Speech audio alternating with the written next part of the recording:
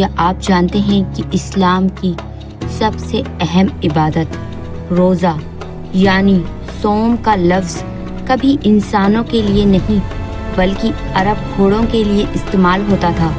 جی ہاں، جس لفظ کو آج ہم خدا کی محبت سے جوڑتے ہیں، صدیوں پہلے وہ ایک بے حد سخت ٹریننگ کا نام تھا۔ آخر ایک جانور کی ٹریننگ سے رمضان کے مقدس مہینے تک کا یہ سفر کیسے طے ہوا اور کیوں مسلمانوں نے یہودیوں کو دیکھ کر روزہ رکھنا شروع کیا؟ آج دا ہسٹری آف روزہ کے پہلے ایپیسوڈ میں ان تمام رازوں سے پردہ اٹھائیں گے۔ عربی زبان میں روزے کو صوم کہا جاتا ہے، جس کا سیدھا مطلب ہوتا ہے رک جانا یا پھر ٹھہر جانا۔ اسلام کے آنے سے پہلے عرب کے قبیلے اپنی بہادری اور لوٹ مار کے لیے جانے جاتے تھے۔ ان کے لیے ان کا سب سے بڑا ہتھیار ان کے گھوڑے ہوا کرتے تھے۔ ریگستان کی تپتی گرمی میں گھوڑے جلد تھک جاتے تھے، اس لیے انہیں صوم کرایا جاتا تھا، یعنی انہیں چلچلاتی دھوپ میں بنا دانے پانی کے کھڑا کر دیا جاتا اور ان کے منہ زبردستی سورج کی طرف رکھے جاتے تھے۔ مقصد صرف ایک تھا، تاکہ یہ گھوڑے بھوک اور پیاس تپن سہنے کے عادی ہو جائیں اور مضبوط بنے۔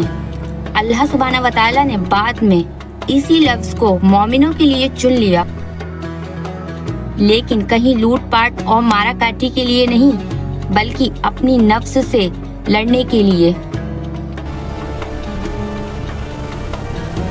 روزے کی تاریخ میں ایک بڑا موڑ تب آیا جب اللہ کے رسول محمد مصطفیٰ صلی اللہ علیہ وسلم مکہ سے ہجرت کر کے مدینہ پہنچے۔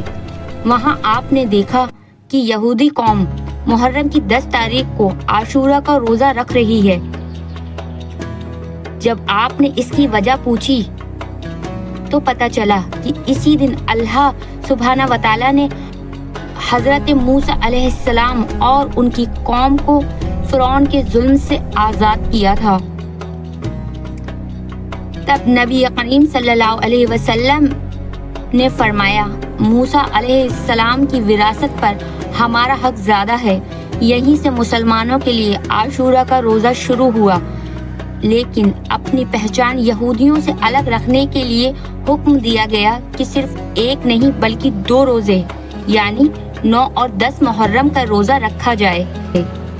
شروعات میں صرف عاشورہ اور ہر مہینے کے 3 روزے ایام بیس رکھے جاتے تھے، یعنی 13، 14 اور 15ویں تاریخ کا روزہ۔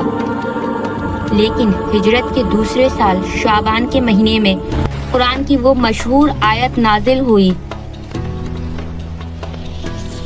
یا ایھا الذین آمنوا کتب علیکم الصیام، یعنی اے ایمان والو تم پر روزے فرض کیے گئے جیسے تم سے پہلے کے لوگوں پر فرض تھے۔ اس حکم کے آتے ہی رمضان کے 30 روزے فرض ہو گئے اور پرانے تمام روزے نفل یعنی آپشنل بن گئے۔ یہ مسلمانوں کی روحانی ٹریننگ کا وہ دور تھا جس نے انہیں دنیا کی سب سے طاقتور قوم بنا دیا۔ لیکن دوستو، ایک سوال آج بھی ہم سب کے ذہن میں ہے، آخر اللہ سبحانہ و تعالیٰ کو ہماری بھوک اور پیاس سے کیا حاصل ہوا؟ کیا اللہ کو ہماری بھوک چاہیے؟ نعوذ باللہ، بالکل بھی نہیں۔ تو پھر روزے کا اصل مقصد کیا ہے؟ اس کا جواب ملے گا نیکسٹ ایپیسوڈ میں، جہاں ہم سمجھیں گے بھوک کا تقویٰ سے کیا کنیکشن ہے۔ اگر آپ چاہتے ہو کہ اس رمضان آپ کا روزہ صرف بھوک ہڑتال بن کر نہ رہے بلکہ ایک حقیقی عبادت بن جائے تو کامنٹ سیکشن میں سبحان اللہ اور کنٹینیو ضرور لکھیں۔ ملتے ہیں نیکسٹ ایپیسوڈ میں، جب تک کے لیے جزاک اللہ خیر۔